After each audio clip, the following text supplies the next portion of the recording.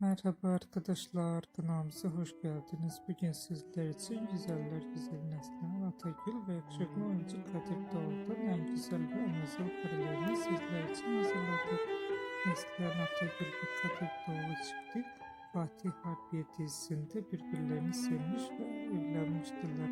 Herkes gibi biz de onları birbirine yakıştırıyoruz. Ve biz de sizler için onların en güzel ve en romantik görüntülerini hazırladık.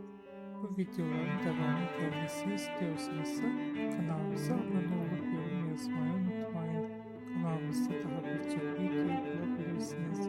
Bizi izlemeye devam edin. Herkese teşekkür ederiz.